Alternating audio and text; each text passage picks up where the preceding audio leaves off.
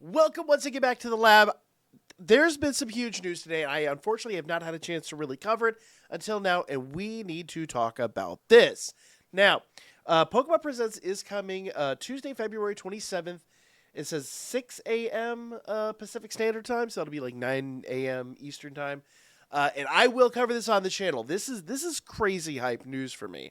So, in essence, you guys remember a couple weeks ago we talked a little bit about this on the Pokemon official channel. They basically alluded to on Mewtwo's birthday that maybe the Gen 1 games might be coming to the Switch. They had a semi vague post about, see you soon and things like that. So whether or not some people thought it was just, you know, uh, nonsense. Some people didn't think it was going to be real. Some people just thought it was referencing the birthday.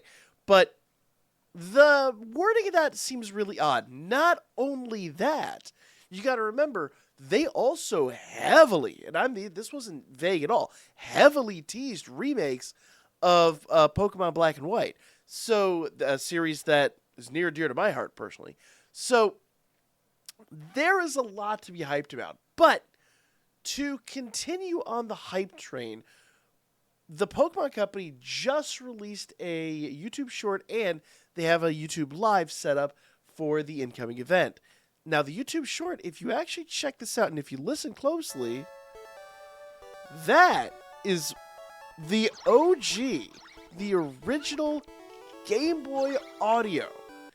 And if you actually go into the live, now unfortunately it seems like it's been taken down right now, but I'm sure it'll come back up shortly. If you had gone into the live stream as it was set up, as people were actually still in, already in there chatting and whatnot, the live stream on YouTube was set up under the gaming section and had the Gen 2 Pokemon games as the theme for it. Now, whether that was set up by Pokemon or not, or was just randomly generated, we don't know. But it seems that that might have been deliberate. So right now, there's no reason why we wouldn't get Gen 1 games. The Gen 1 games have been found by data miners. They are in the emulators. They're out there. They're going to be easy enough to obtain. In fact, I've been replaying Gen 1 on my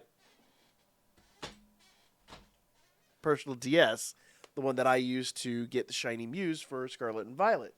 So that is a distinct possibility. And essentially what I'm expecting them to do is kind of just drop the virtual console version of those games, which what that was is literally an exact port of blue and red exactly as they, and yellow too, exactly as they were in the cartridge versions for the original Game Boy releases. Now, that includes all the glitches, that includes all the weird stuff, but that's a great asset because those people out there that, like me, that don't mind glitching to get shinies and things like that, this is a brand new way. Now, last year I bought this for the sole purpose of being able to obtain a lot of the really rare mon that you can only really transfer from the 3DS currently. So I have some shinies on here that I'm going to be transferring really soon. Pokemon Bank is kind of in a limbo status. It will not cut off apparently in April, but we don't know when it will. So I'm starting to migrate some stuff over. But Gen 1 and Gen 2 both have a way you can glitch shinies. And once it's in the Virtual Console, once it's on the Switch, you should be able to interact with those versions in Pokemon Home. If not immediately, shortly thereafter. There's no reason why they should sandbag that capability. So, for people that are shiny hunters right now, this is a phenomenal thing. Now, go back and watch my video on how you get the A&F glitch and how you can actually, literally turn any Pokemon in the game into a shiny. It's pretty awesome. It's not the easiest thing to do.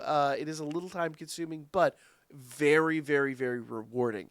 So, literally before everything knocks off, my plan was to, by the end of end of service life, have all the Gen 1 and Gen 2 Pokemon in shiny form with the Game Boy marks from the Virtual Console, from the 3DS, back over to Pokemon Home for me.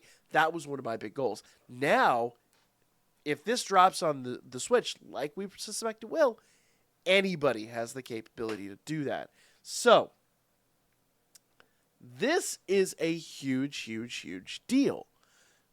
It doesn't seem like it on the surface, but believe me, if you are a shiny hunter, if you don't mind glitching, this is huge.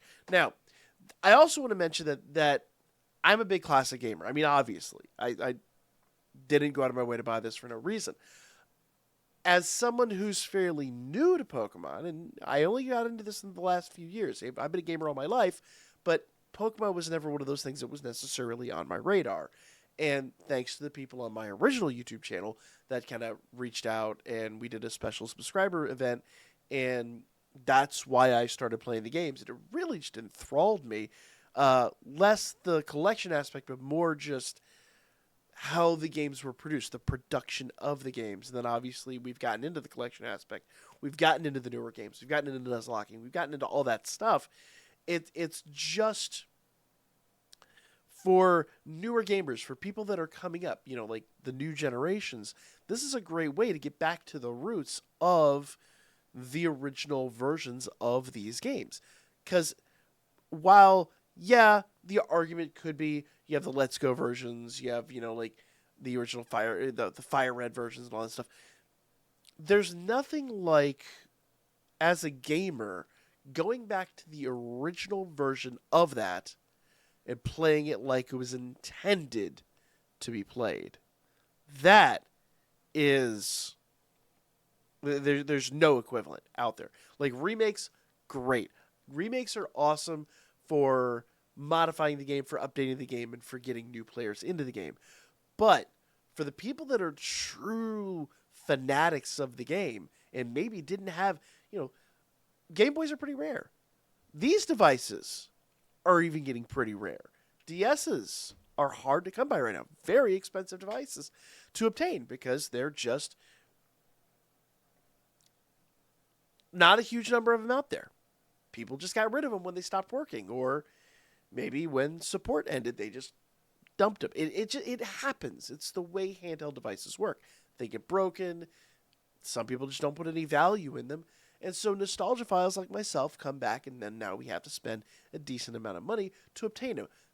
But not every kid who's getting into Pokemon is going to have the ability to do that.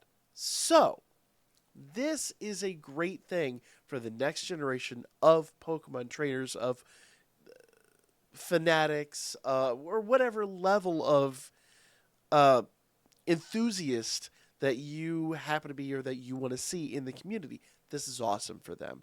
So, my little rant, I'm super excited. I really hope Gen 1 and Gen 2 really are coming to the Virtual Console or to the emulators for the Switch. That would be just phenomenal. Like, comment, share, guys.